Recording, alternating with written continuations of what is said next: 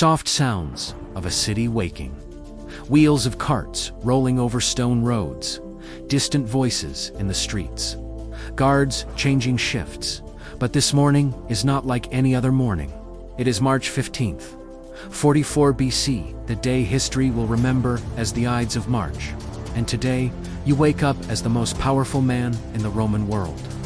You wake up as Julius Caesar. Rome before the storm, just a few years earlier, the Roman Republic had been collapsing under the weight of its own power. Civil wars had torn the state apart. Generals commanded armies more loyal to them than to Rome itself. And among all those generals, one man rose higher than the rest. Julius Caesar, the conqueror of Gaul, the general whose victories expanded Rome further than ever before. For 8 brutal years, his legions fought across Europe. When he returned to Rome, he was not merely a general, he was a legend. But his greatest gamble came when he crossed a small river, the Rubicon. When Caesar crossed that river with his army, he declared war on the Republic itself. The civil war that followed would decide who ruled Rome. In the end, his greatest rival, Pompey the Great, was defeated, and Caesar returned to Rome victorious. But victory came with a dangerous consequence. The dictator by the year 44 BC, Caesar, had become something Rome had never seen before. The Senate gave him a title that had rarely existed. Dictator for life. He could control elections. He commanded the armies. He passed laws. He appointed magistrates. Statues of Caesar were placed in temples. He was given the title Father of the Nation. Even his clothing changed. He wore the robes of triumph, constantly. Little by little, something began to change. Inside Rome, many citizens began to whisper a terrifying question. Was Caesar becoming a king? The fear of kings in Rome, there was one word that people hated more than anything. King. Centuries earlier, Romans had overthrown their last king. From that moment on, they swore Rome would never again be ruled by a monarch.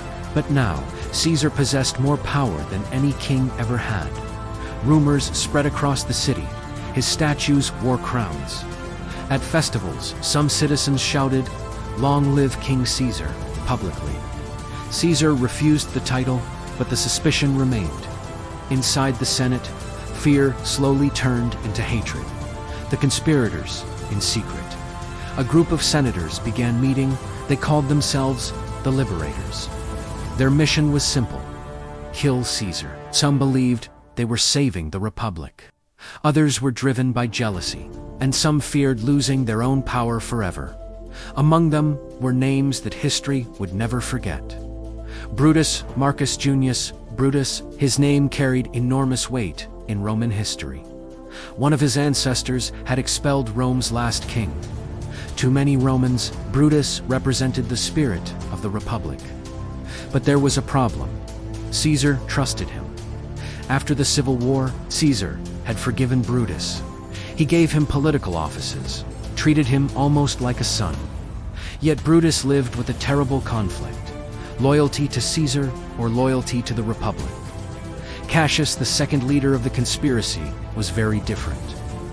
Gaius Cassius, a brilliant but bitter man. A former general who despised Caesar's growing power. Cassius believed Rome had already become a dictatorship, and that killing Caesar was the only way to restore freedom. Cassius also understood something important. Without Brutus, the assassination would look like murder. With Brutus, it would look like justice. So he convinced him, Decimus. But the most dangerous conspirator was neither Brutus nor Cassius. It was Decimus Brutus.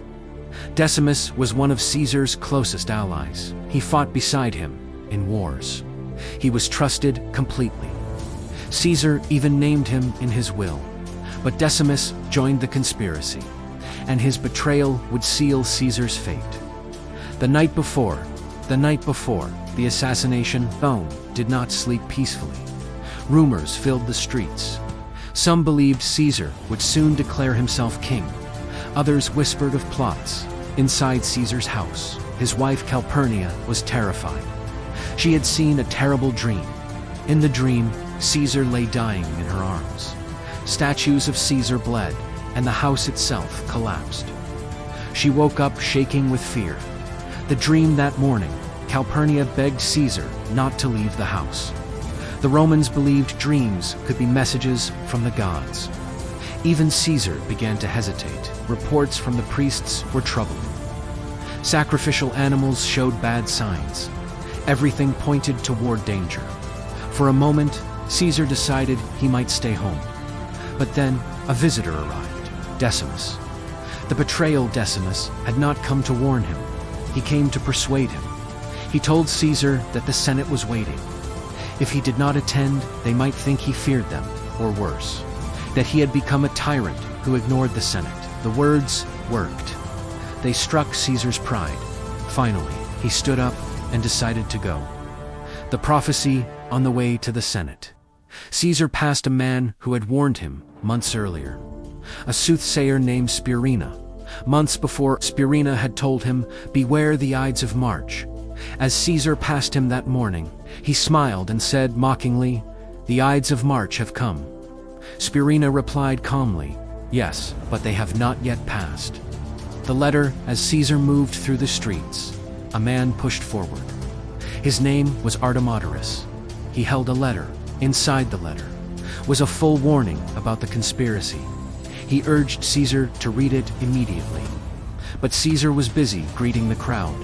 He placed the letter with his other documents and never read it. History turned on that moment.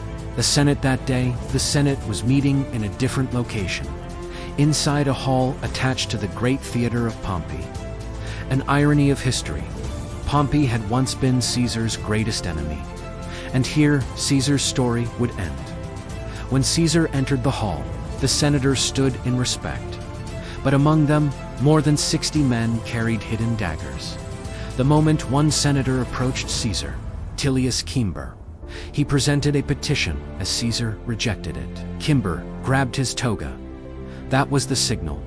Casca drew the first dagger and struck. Caesar shouted in anger.